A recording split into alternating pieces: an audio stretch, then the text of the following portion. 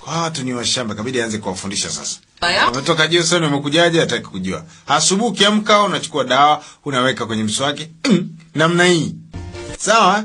Alafu hivi. Anawafundisha sasa maisha ya town. Sio kuswaki na miti. Siku hizo watu wanatumiaga brushes hapa.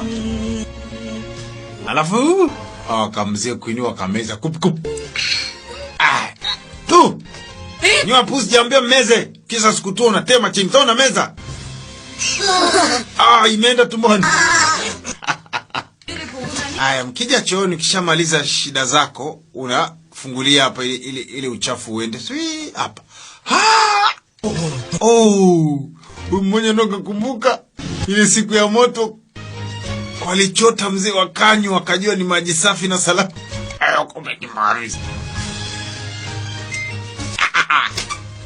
Aya, kwenye friji jinsi ya kuingia mnafanya hivi.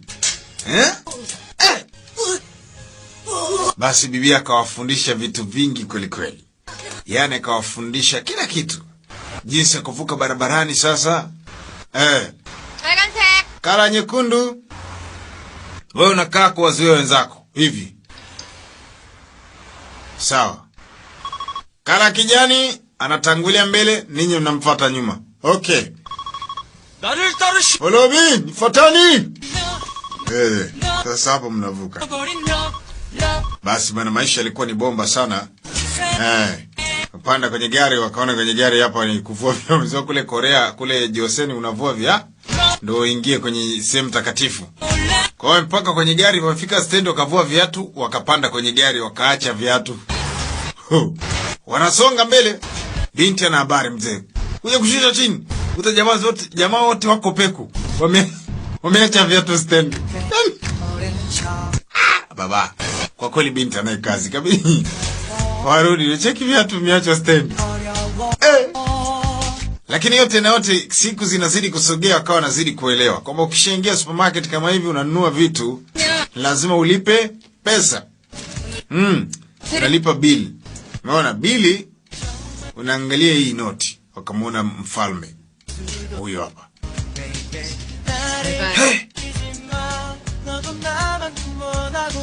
Mfalme!